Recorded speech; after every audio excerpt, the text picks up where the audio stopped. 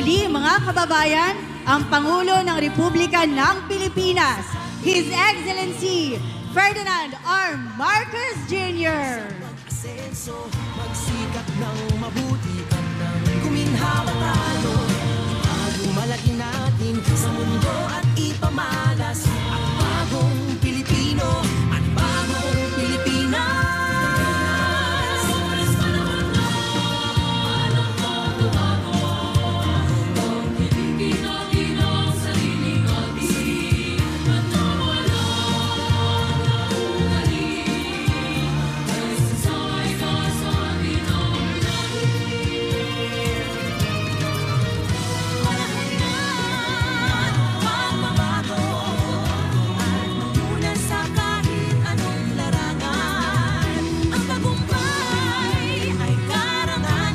Maaari na po tayong magsiupo.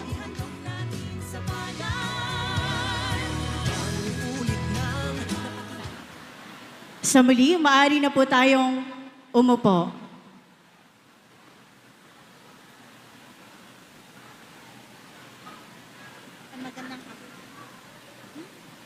Magandang hapon po sa ating lahat. Tayo po ay nagtitipon-tipon ngayon para sa distribution of land titles and certificates of condonation with release of mortgage para sa ating agrarian reform beneficiaries dito sa Region 12. Para sa panimulang bahagi ng ating programa, inaanyayahan po natin si Sarangani Governor Rogelio Pacquiao para sa kanyang pambungad na talumpati.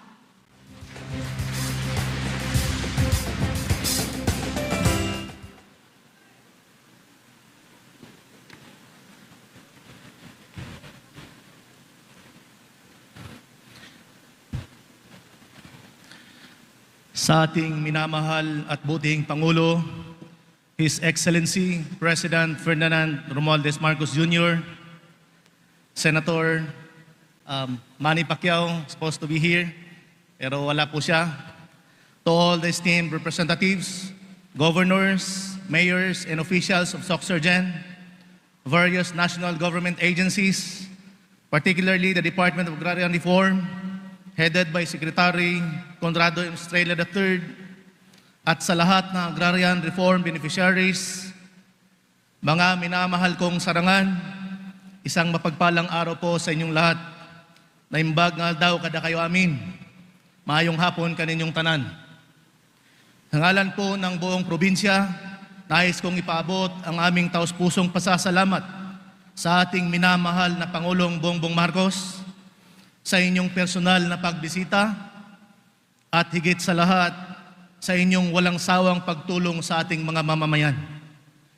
The region-wide distribution of Certificate of Land Ownership Award with release of mortgages to our 5,000 beneficiaries in Region 12 serves as a testament, most especially the marginalized.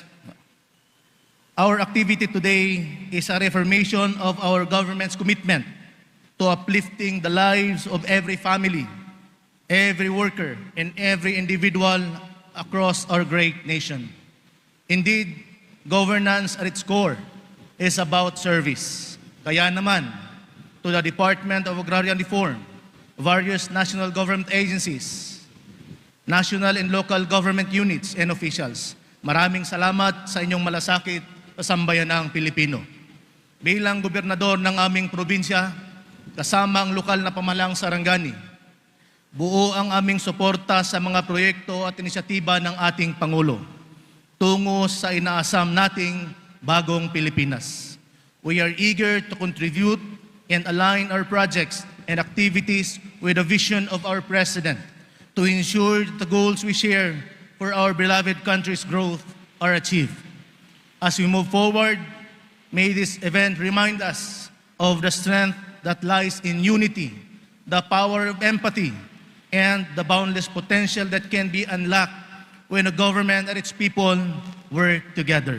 Again, to our beloved province, welcome all of you to the land of beauty and adventure. God bless everyone.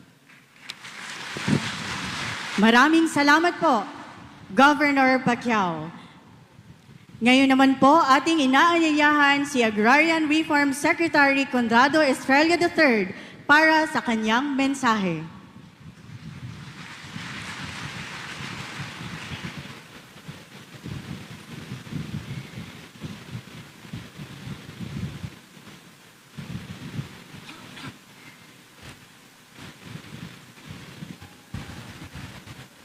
His Excellency President Ferdinand Bongbong Marcos Jr.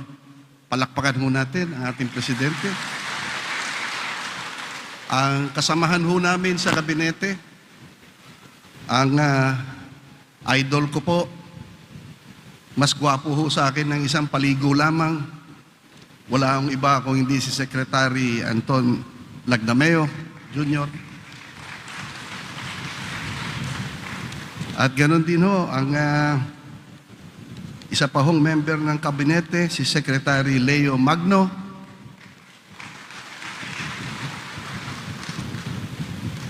At ang mga kasama po natin sa House of Representatives, siyempre si Kong Steve Solon. At saka si Congressman Peter Miguel ng 2nd District ng South Cotabato. Naririto yata siya. Of course, ang pinagmamalaki po ng Sarangani, ang dati ko hong kasama sa Kongreso, idol ko ho ito dahil napakasipag, napakagaling. Gusto ko ho, paglaki ko, katulad ko siya. Walang iba kung hindi si Governor Roel Pacquiao. Ganon din ho ang ating Vice Governor Dr. Elmer De Peralta.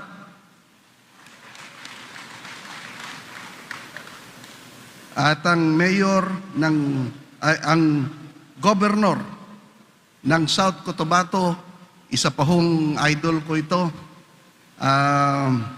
si Governor Ray Tamayo Jr.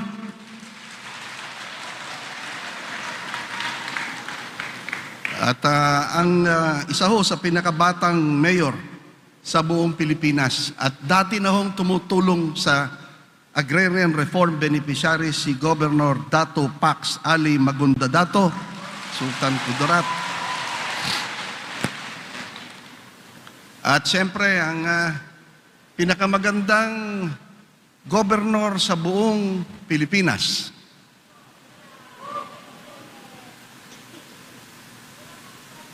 Ito pong kasama rin namin ho sa Congress ng matagal, si Governor Emilio Lala Talino Mendoza. Matagal na ho namin kasama si Governor Lala. Governor Lala, bigay mo na sa akin yung relo mo. Hindi mo na kailangan yan. Ibibigay na namin sa iyo ang oras namin. Palakpakan ho natin si Governor Lala Talino. At siyempre po ang Mayor ng General Santos City, si Mayor Lorely Pacquiao.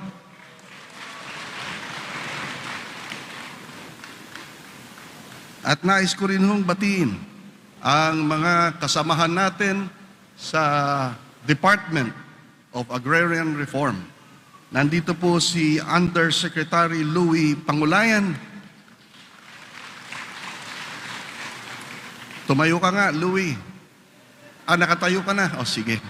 Kala ko nakaupo ka pa. Si ASEC Marjorie Aison.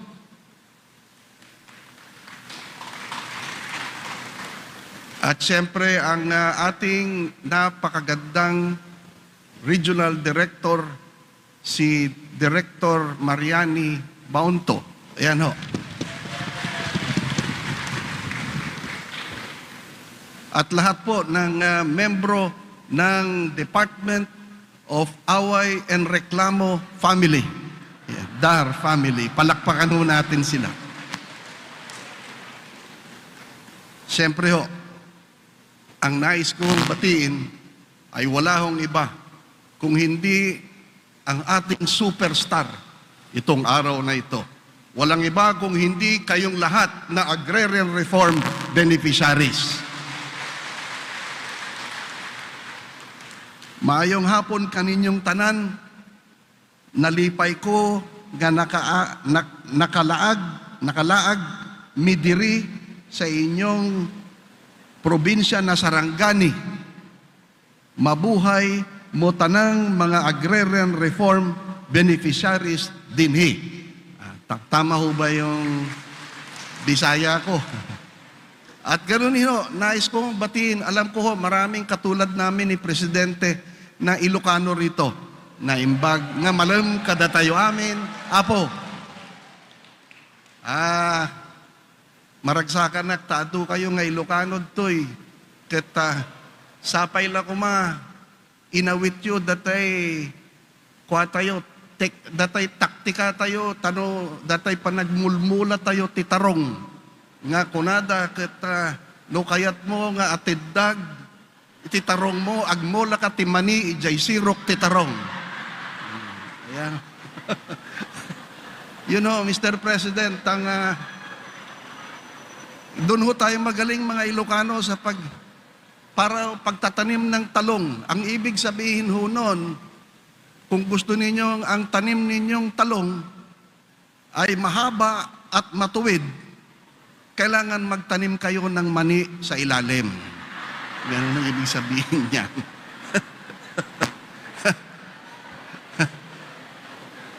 Iba na naman iniisip nyo. Nais ko rin ang batiin, siyempre, ang mga tiga Land Bank of the Philippines. Nandito po sila. Kailangan po natin silang bigyan ng masigabong palakpak. Bakit po? Dahil sa pinag-utos ng ating mahal na Pangulo, kasi ho, nung una, napakahirap umutang sa Land Bank. Ang Land Bank po ay tinatag para sa inyong mga agrarian reform beneficiaries ng ama ng ating mahal na Pangulo, President Ferdinand Marcos Sr. Ang Land Bank of the Philippines po ay tinatag para sa inyong mga agrarian reform beneficiaries.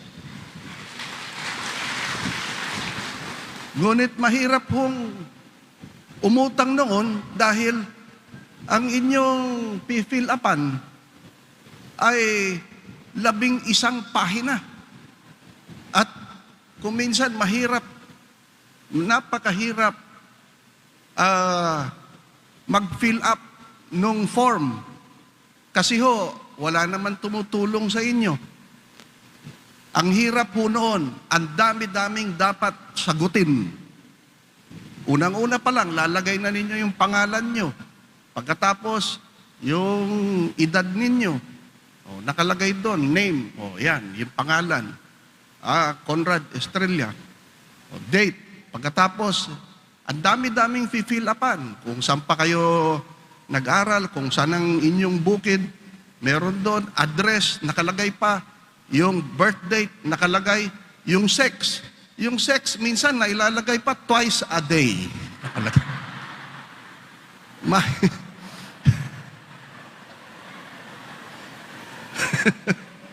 Mr. President, pagod lang ho ito. Kaya, pinag-utos ng ating mahal na Pangulo, padaliin ninyo ang proseso para makautang agad ang mga agrarian reform beneficiaries. Magmula 11 pahina, gawin ninyo isa lang. Kaya ginawa ho ng Land Bank of the Philippines, 1 pahina na lang ho, pwede na kayong umutang sa Land Bank of the Philippines. Nais ko rin nung batiin ang ating mga tiga-register of deeds. Nasaan pa ang ating mga ROD? Andiyan ho, palakpakan din ho natin sila. Dahil ho sa kanila, napadali ho ang paglalabas ng titulo. Kaya napakasipag, lahat ho yan utos ng ating mahal na Pangulo.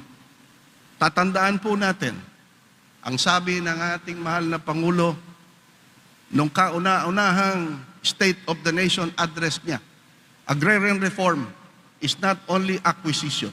Agrarian reform is also land distribution and providing support services to the agrarian reform beneficiaries. Ang ibig sabihin ho nun,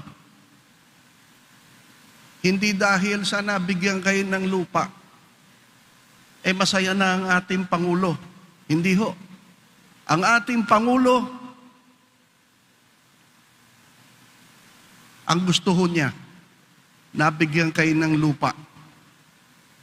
Ang gusto niya, tuloy-tuloy ang ayuda sa atin magsasaka. At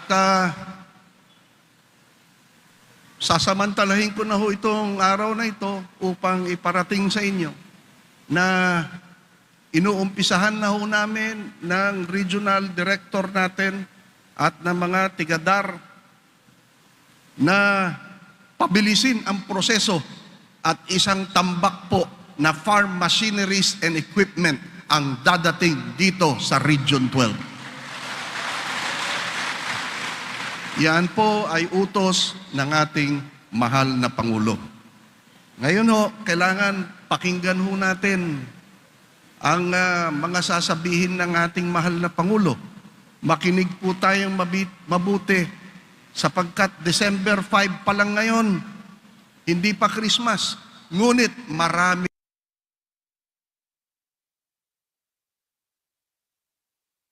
panahong pamasko ang ating Pangulo sa inyo. Kanya't mabuhay po kayong lahat na agrarian reform beneficiaries, magtiwala po kayo sa bagong Pilipinas, magtiwala po kayo sa Department of Agrarian Reform, at higit sa lahat magtiwala kayo sa atin mahal na Panginoon. Babangon tayong muli, panalo tayo dito mga agrarian reform beneficiaries. Salamat po. Maraming salamat po, Secretary Estrella. Sa puntong ito, dadako na po tayo sa ating ceremonial distribution of land titles dito sa probinsya ng Sarangani. Hinihiling po natin ang ating mahal na Pangulo na magtungo sa entablado upang pangunahan ang pamamahagi ng certificate sa ating piling beneficiaries. Inaanyayahan din po natin si Agrarian Reform Secretary Estrella upang samahan ang ating Pangulo sa pamamahagi.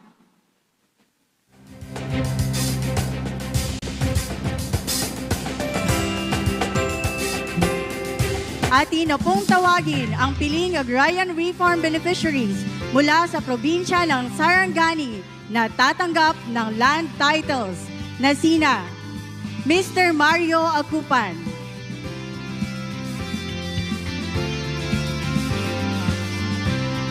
Mr. Albert Deledele,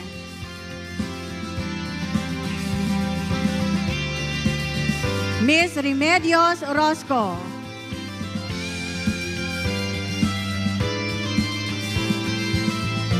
Mr. Warlito Tommy,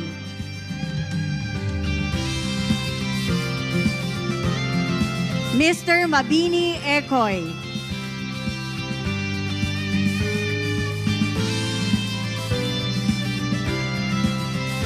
Mr. Crispin Donker,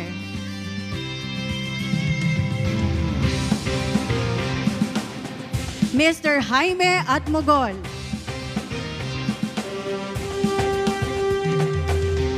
Mr. Belayo Sukal,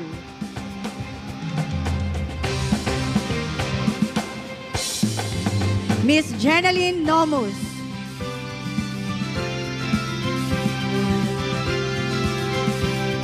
and Mr. Loreto Guillen.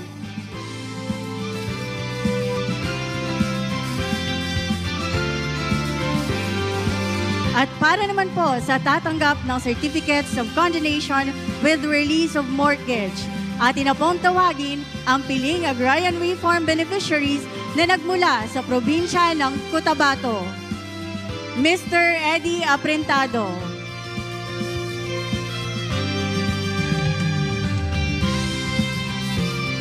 Mr. Mario Olasiman.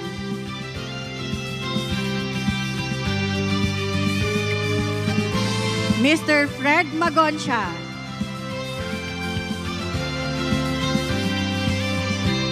Ms. Elizabeth Agustin.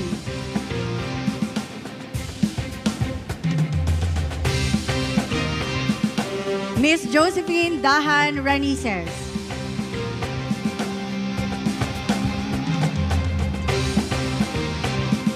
Mula sa probinsya ng Sarangani, Mr. Rudy Mamdod.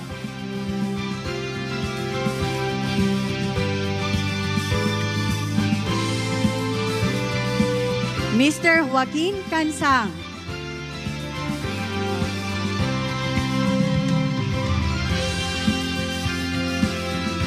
Mr. Felicissimo Ibanya.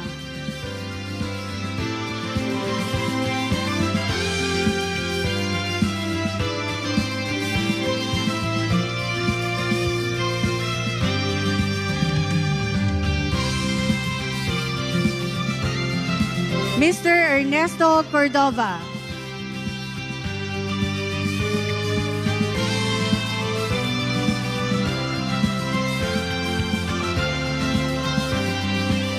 Mr. Ricardo Espanyol Jr.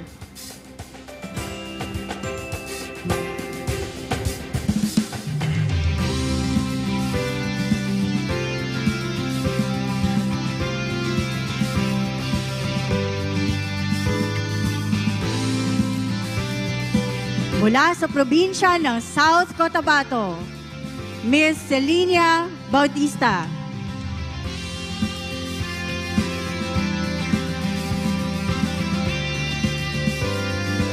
Mr. Luis Lorenzo Manila.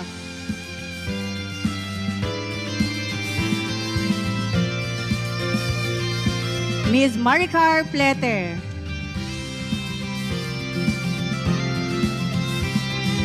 And Ms. Tumbay Mama.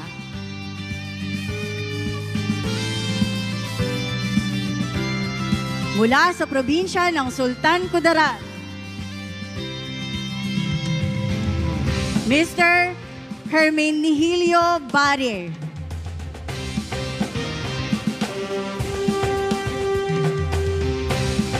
Mr. Eduardo Laposas.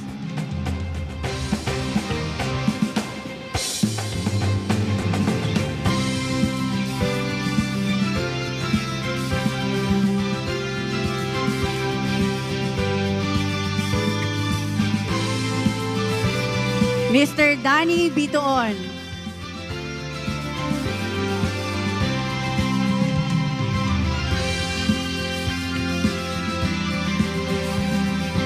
Mr. Saturnino Foro.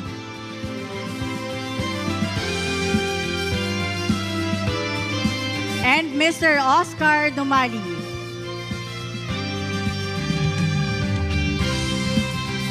Maraming salamat po, mahal na Pangulo, at congratulations sa ating agrarian reform beneficiaries.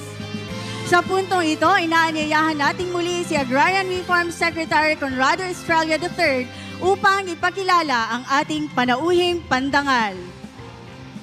Ladies and gentlemen, the President of the Republic of the Philippines, His Excellency Ferdinand R. Marcos Jr. Maraming salamat sa kalihim ng Department of Agriculture, Secretary Conrado Estrella, sa kanyang pagpakilala. Magsiupo po tayo. Kasama din natin at napakilala ang Special Assistant to the President, si Secretary Anton Lagdameo. At kasama rin namin ang Mindanao Development Authority Secretary, Secretary Leo Magno, at ang ating kaibigan at Gobernador ng Lalawigan ng Sarangani, Provincial Governor Rogelio Pacquiao, ang Municipal Mayor ng Alabel, Vic Paul Salarda, at lahat ng ating mga elected official, local official, ang ating mga gobernador na nandito ngayon na bumisita South Cotabato, sa Governor Jun Tamayo, Governor Lala Mendoza, Governor Datu Pax Maguindanao. Andito po lahat para makasama kayo. Kayo ang mga pinakamahalaga na bisita na kasama natin ngayon, kayo pong mga agrarian reform beneficiary. Ang aking mga kasamahan sa pamahalaan, mga kababayan, magandang hapon po sa inyong lahat. Binabati ko ang lahat ng mga narito sa masayang okasyon na ito, lalo na ang ating mga magsasaka. Maraming salamat po sa inyong pagdalo at sa mainit na pagtanggap sa amin. Tunay ngang napakaganda ng Sarangani mula sa inyong mga likas na yaman hanggang sa inyong masaganang agrikultura. Patuloy pa natin itong iniingatan at pinapatatag dahil napapadalas ang bagyo sa ating bansa, bunsod ng tinatawag na climate change o pagbabago ng ating klima. Kaya masaya ko pong ibabalita sa inyo na malapit nang matapos ang flood mitigation structure na ginagawa sa Bagakay Creek dito sa Alabel at Bantasan River Flood Control sa Kiamba sa Sarangani naman. Sana makatulong po ito para maiwasan natin ang matitinding pagbaha at pagkasira ng ating mga pananim. Ang inyong probinsya ay kilala sa iba't ibang high-value crop tulad ng mais, ng niyog, palay, saging at iba pa. Dahil dito, tayo ay nagsisikap pa na mapalago ang sektor ng agrikultura, hindi lamang dito sa inyong rehiyon, kung hindi pati na sa buong bansa. Kaya po ang ating mga magsasaka ang haligi ng sektor ng agrikultura. Kung hindi dahil sa inyong sipag at dedikasyon sa inyong trabaho, hindi po magkakaroon ng sapat at masustansyang pagkain ang mga kababayan natin. Kaya napakahalaga po na sektor ng agrikultura at ang tungkulin ng mga magsasaka. Panahon pa ng aking ama nung nagsimula ang reforma sa lupa. Hindi niyo po itatanong, ang nagsimula po ay ang aking ama na si President Ferdinand Marcos Sr. At ang tumutulong sa kanya, ang Secretary ng Department of Agrarian Reform, si Secretary Conrado Estrella naman, yung pong lolo ng ating department secretary ngayon. Mula noon ay sinimula na ang tinatawag na agrarian reform.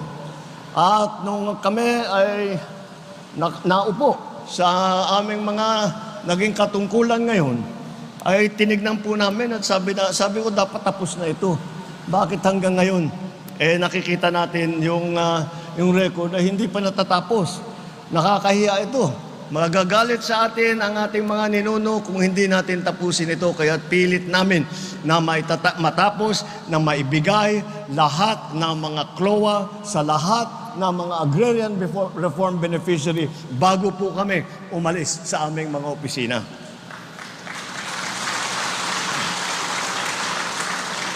Dahil po ang aking ama, nais niyang mapag-arian ng mga magsasaka ang lupang kanilang pinagtatrabahuhan.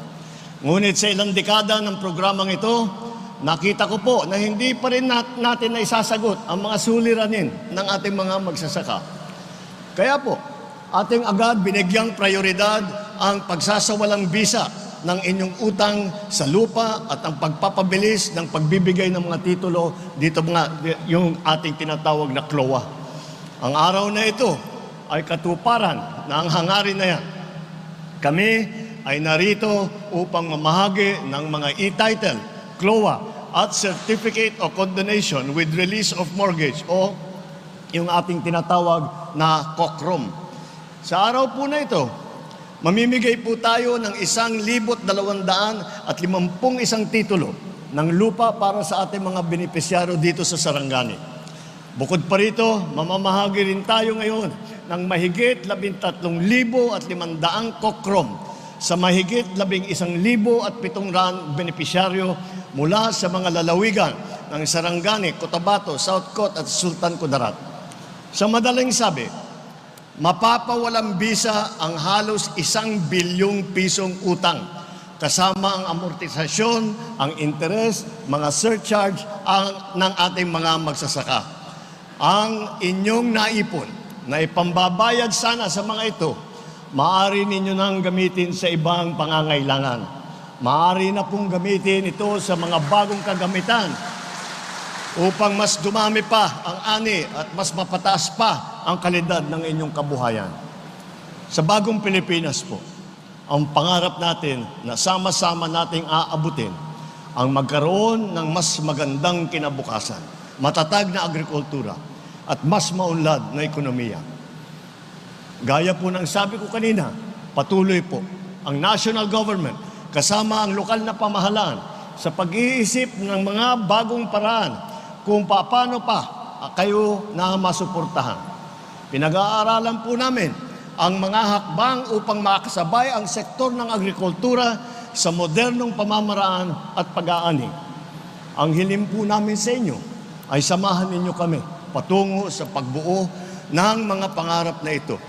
Bigyan natin ng kahalagahan ang biyayang ating natatanggap at palakasin pa natin ang ating kabuhayan. Mabuhay kayong mga magsasaka, mabuhay ang Region 12, mabuhay ang bagong Pilipinas. Maraming salamat po, mahal na Pangulo. Sa pagkakataong ito, hinihiling po natin ang ating mahal na Pangulo ang isang group photo downstage kasama ang ating beneficiaries at mga bisita. Hinihiling din po natin sa ating beneficiaries at sa mga bisita na magsitayo at samahan ang ating mahal na Pangulo para sa isang group photo.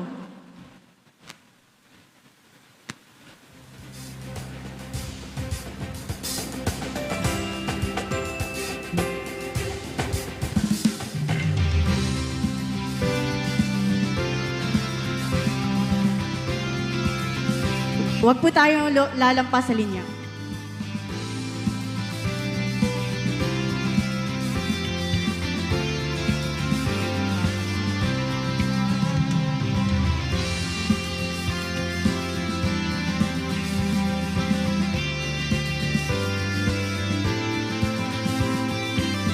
Ready? At the count of 3. 1, 2, 3. Maraming salamat po, mahal na Pangulo. Dito na po nagtatapos ang ating programa. Nagpapasalamat po tayo sa ating mahal na Pangulo sa pagbisita at pamamahagi ng land titles and certificates of condonation with release of mortgage dito sa Region 12. Muli po, mga kababayan, ang ating mahal na Pangulo, His Excellency Ferdinand R. Marcos Jr.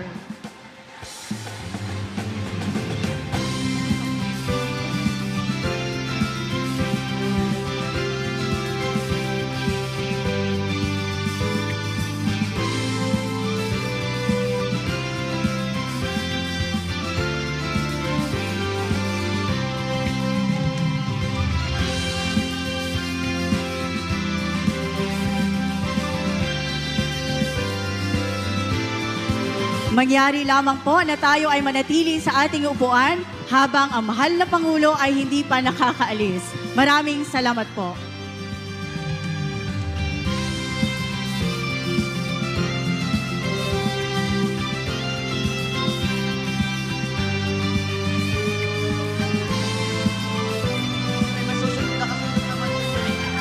Muli po, mga kababayan, ang ating mahal na Pangulo, His Excellency Ferdinand R. Marcos Jr. Check, check, check. Panahon na ng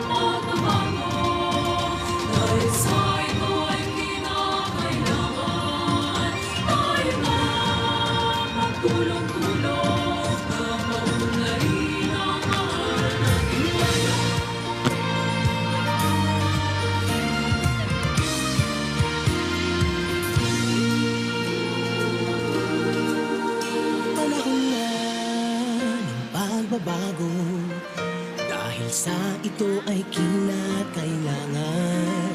Tayo na magtulong-tulong, napaunlarin ang mahal nating bayan.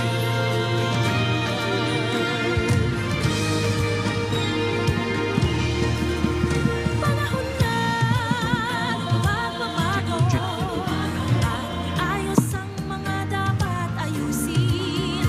Dapat lang maging tungkulin ng bawat mamamayan dito sa bago patungo sa pag-asenso. Magsikap ng mabuti at nang guminhawa tayo. Bagong malaki natin sa mundo at ipamalas ang bagong Pilipino at bagong Pilipinas.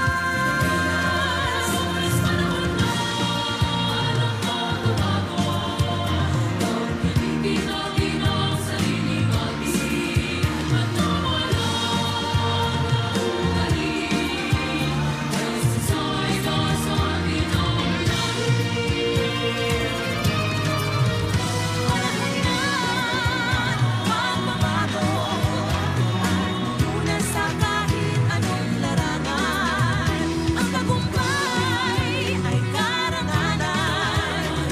Alay o ihandog natin sa bayan.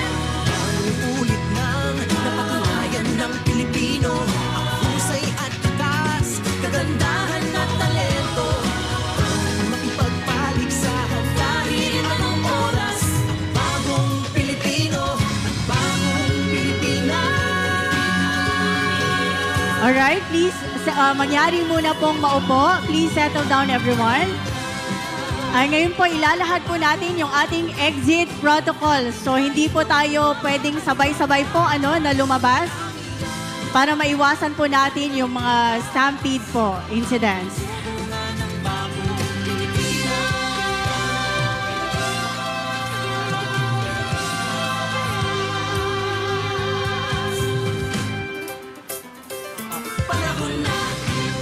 We are requesting our DARPO personnel to assist their designated group of ARBs po. Okay, so mauna po tayong lumabas.